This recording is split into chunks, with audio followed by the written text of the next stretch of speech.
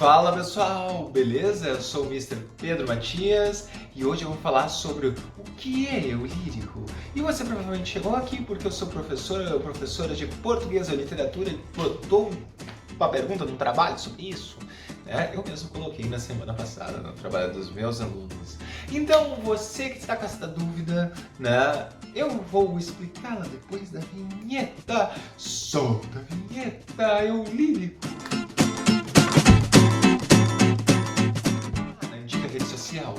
O Orkut, que a maioria de vocês nem sabe que existiu, tá? Existia uma comunidade. Comunidade era tipo os grupos do Facebook, que é uma rede social que vocês também não usam, tá? Em que o nome era Não Fui Eu, foi meu eu lírico. E essa foi a comunidade que mais bombou no meu ponto de vista.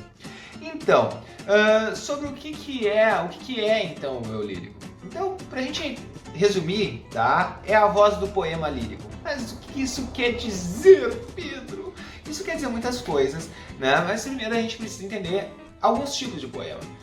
Então, a primeira questão que nós temos aqui é o seguinte: se a gente puder fazer uma divisão de tipos de poema, simples, eu não estou me apegando aqui a grandes teorias, são as coisinhas simples, tá? A gente poderia dividir que tem um poema épico que conta a história de alguns heróis de um povo e que vai, a partir disso, fazer a louvação de um povo. Nós temos os poemas dramáticos, que por meio de versos também, poema, aquilo que não segue o ritmo da fala normal, mas sim um ritmo mais cadenciado, mais limitado, mais cuidado, com mais atenção e trabalha muito com a sonoridade. Esse é um dos elementos importantes do poema. No poema dramático nós temos o poema feito para teatro, então poema épico a gente pode pegar aí a Ilíada, a Odisseia, a Eneida, os Lusíadas como exemplos. O Uruguai, que é um poema épico, mas ele tem ali suas dificuldades como poema épico, tá? E a gente tem um poema dramático que são teatros, são feitos para teatro, tá? Então a gente pode pegar Shakespeare aí, a gente pode pegar aí mais antigos, pegar Eurípides, pegar Sófocles e os tragediógrafos gregos de modo geral, tá? Então, nesses dois tipos de poema, no poema épico a gente tem um narrador, E esse narrador muitas vezes é um personagem ou a voz do poeta por trás que vai narrar essa história, que vai louvar os feitos de um povo. Mas já no poema dramático nós temos falas, E a gente no máximo tem um coro ali que vai fazer um papel um pouco parecido com o que seria um narrador, ou muitas vezes no papel do corifeu um personagem, mas a gente vai ter essas falas sobretudo. Então nós não temos essa posição de um ser que fala da sua intimidade. Esse é o papel do eu lírico. O que é o eu lírico? No poema lírico, por sua vez, nós temos como se fosse um monólogo.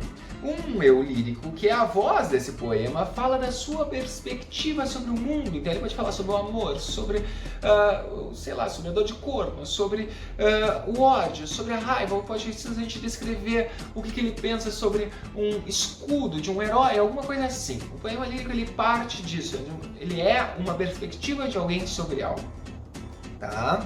E essa voz que fala é o eu lírico. Então o mais importante é que essa voz ela parece um monólogo ou quase um diálogo. Um monólogo, uma fala sozinha de alguém ou quase um diálogo, porque é como se ele falasse. Às vezes tem até algo com quem ele está falando no poema, mas em geral é com o leitor. Ele está falando diretamente com o leitor ou para si mesmo, por isso um monólogo ou quase um diálogo, para si mesmo, refletindo sobre alguma questão, se aprofundando a partir dessa questão. Então o eu lírico é essa voz que tem uma perspectiva sobre o que ele fala. Então ele tem um perfil, ele pode parecer mais jovem, pode ser mais velho, pode ser um homem, pode ser uma mulher, pode ser alguém meio queer, pode ser alguém trans, pode ser alguém que tem determinada orientação sexual, ou outra determinada posição política, ou outra determinada cultura, ou outra, e essa pessoa tem um perfil, então ela é uma pessoa ficcional que fala por trás desse poema e é essa voz. Muitas vezes ela não é apresentada. E isso leva o fato de ela não ser apresentada, que muitas vezes o leitor confunda as percepções do eu lírico com as percepções do poeta, crendo que um poeta que escreve um poema lírico, ele está expressando sempre sua visão. Isso não é verdade. E quem é que nos mostrou isso? Fernando Pessoa. Fernando Pessoa nos falou justamente no poema Autopsicografia várias coisas, mas uma delas eu vou destacar agora. Eu vou ler a primeira estrofe do poema Autopsicografia do poeta português Fernando Pessoa. Fernando Pessoa diz: o poeta é um fingidor. Finge tão completamente que chega a fingir que é dor, a dor que deveras sente. Então, nessa primeira estrofe, a gente tem aí, o poeta é um fingidor. Então, como assim um fingidor? Ele está mentindo, mentiroso, sem caráter. Por que ele está fazendo isso? Porque, na realidade, ele não está falando das coisas dele. Tá? Então, mesmo quando é uma dor que ele devera sente, ele finge que é dor. Como assim, Pedro? Simples.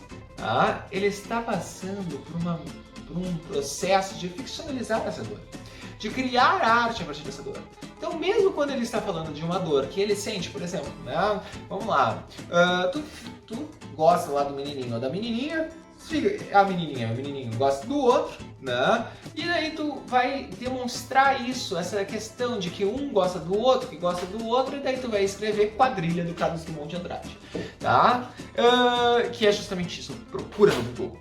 Quadrilha, um lindo poema, tá? E mesmo que o Carlos Drummond de Andrade, quando tenha escrito esse poema, ele estivesse querendo expressar o fato de que um ama outro e nunca fecha essa roda de amores, ele não está falando sobre a vida dele, ele está ficcionalizando isso. Porque o que ele sente mesmo vai ter que passar pela linguagem. E ao expressar essa linguagem, ele está criando arte. Ele já não está mais simplesmente sentindo. Aquilo que ele sente, ele não pode se expressar para os outros. Ao transformar isso, né, em algo que os outros possam entender, ele vai ter que recorrer a analogias, a metáforas, a comparações e outras coisas que ao serem transformadas, elas vão tomar uma outra feição. Mesmo que ele quisesse expressar exatamente o que ele está sentindo, ele expressou isso por meio de palavras e o outro vai entender isso a partir das suas próprias referências do leitor. Então eu não posso dizer que aquela visão ali é do autor. E muitas vezes, deliberadamente, os autores eles não querem passar sua visão. Por exemplo, eu poderia escrever, né, um livro em que o meu narrador, né, e agora, ou eu estou falando de romance, por exemplo, o meu narrador fosse racista e o meu personagem principal fosse negro, por exemplo. E ao fazer isso, eu mostro como as opiniões e questões que o narrador coloca não se confirmam na vida desse personagem. E a voz do narrador não seria a minha voz necessariamente, ela estaria servindo a um efeito estético dele, né? Da mesma forma, no poema, eu poderia escrever um poema que está falando sobre algo a partir de uma perspectiva que não é a minha, né? Que não é aquilo que eu sinto, de modo que eu pudesse eu mesmo entender essa perspectiva e o meu leitor também, causar um efeito nele. Então a literatura é justamente esse processo de enganação, porque ao fazer esse processo eu consigo me conectar com pessoas e com perspectivas que não são a minha, e isso me dá justamente um avanço, certo? Então, justamente, a gente tem que perceber que o eu lírico é essa voz do poema que tem uma perspectiva, tem um perfil que não necessariamente é o mesmo do autor, aliás, não é o mesmo do autor, mas pode estar muito próximo, o autor pode ter querido se fosse o mesmo, né? Mas nesse processo de transferência dessa visão, as coisas se transformam e se mudam. Faz sentido o que eu disse? Mas dito isso, então, o que fica? A gente tem 3 tipos de poema, o épico, o dramático e o lírico. Ah, é só esse, professor? Não necessariamente, mas eu dividi assim para que tu possas entender, tá? Então, esses outros dois, eles têm outras características, mas o lírico, ele fala justamente dessa perspectiva, tá? Do eu lírico sobre o mundo, sobre algum tema. E se chama lírico provavelmente porque antigamente esses poemas eram feitos para louvar os deuses e eram acompanhados pelo instrumento musical lira, tá? Dito isso, lembrar sempre que essa perspectiva, ela pode ou não ser muito diferente e propositalmente diferente da do poeta. Certo, pessoal? Espero ter explicado para vocês. Fiquem em paz e sigam este canal. Se inscrevam, curtam, comentem, compartilhem. Certo? Nos vemos na próxima semana e aqui já deve estar aparecendo alguns conteúdos para vocês seguirem no canal ou outras coisas parecidas. Certo? Obrigado. Tchau.